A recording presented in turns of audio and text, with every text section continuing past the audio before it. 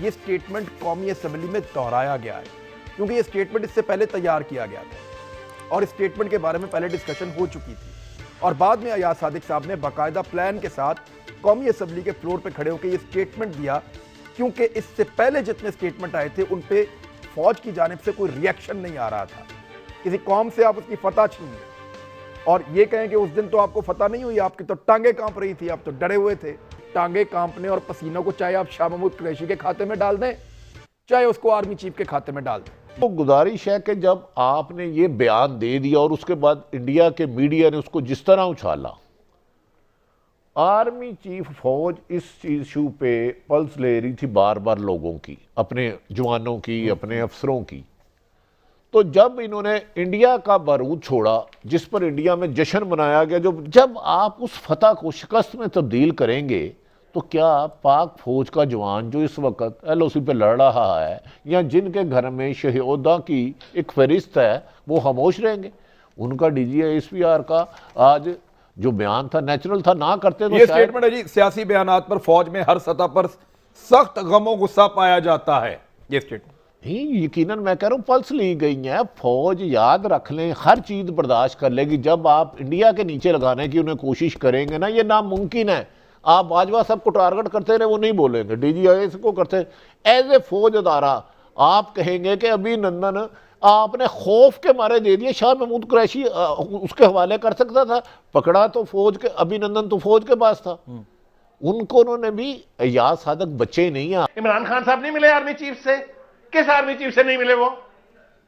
जब आप इस तरह की इब्तिदा करेंगे फिर फौज को तमाचा बना दिया, चाहे वो PDM है, चाहे वो मुस्लिम लीग नून है, चाहे वो PTI है। आप एक का गिरेबान पकड़ के खींच रहे हैं, दूसरों को कुछ कह ही नहीं रहे। ये को बात है यार, सियासी मामलात हैं।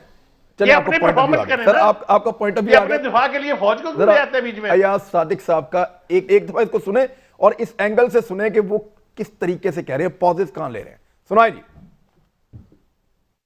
अभिनंदन की क्या बात करते हैं? मुझे याद है शाह महमूद कुरैशी साहब उस मीटिंग में थे जिसमें प्राइम मिनिस्टर साहब ने आने से इनकार कर दिया और चीफ ऑफ आर्मी स्टाफ तशरीफ लाए।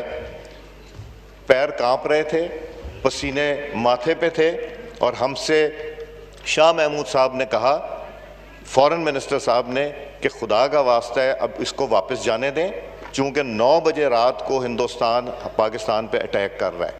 फिर आर्मी चीफ, DGI और अब भारत का बयानिया कि अभिनंदन पे आपके टांगे कांपने लग पड़ी। ये देखे ना, तसलसल है बढ़ते हुए। अब कार्रवाई की जरूरत है। कार्रवाई बनती है वैसे। इस हद तक मैं एग्री हूं कि इस हुकूमत ने बहुत ज्यादा मौका दिया अपोजिशन को मजबूत करने का। खान साहब ने इतनी मेहरबानी हम पे की है, इतनी मेहरबानी हम पे की है कि वो अपोजिशन जो करप्शन की दलदल में धंस चुकी थी उसको ऑक्सीजन दे दी। लेकिन उसको ऑक्सीजन का मतलब ये तो नहीं कि आप अपनी फौज को ज़ेर करने शुरू हो जाओ, अपने मुल्क की बदनामी का बायस बनो।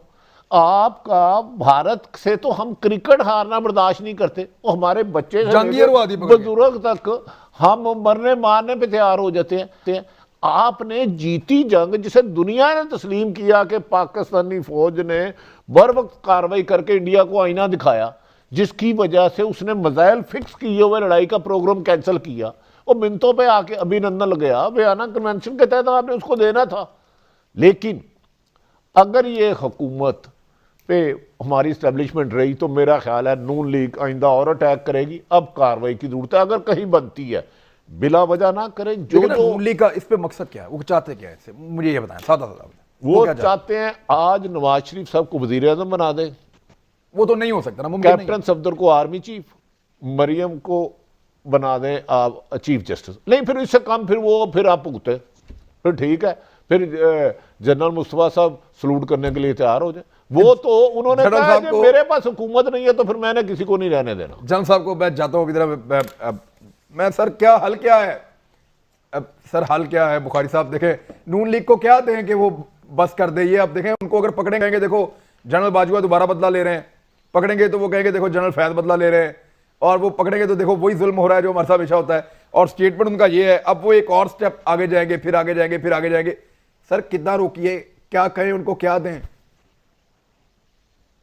देखिए देखिए, ये एक इंडिविजुअल के रोकने से बात नहीं बनेगी, आपको सबको रोकना चाहिएगा जो मुंह खोलते हैं पाकिस्तान की फौज के बारे में, लेकिन मुंह सबके बंद करें। 22 वीडियोस हैं जो वायरल हुई हुई हैं इमरान खान साहब की, जो उन्होंने शान बयान की हुई है ना अपने अल्फाज में, सबसे पहले तो शटअप होना चाहिए उनको।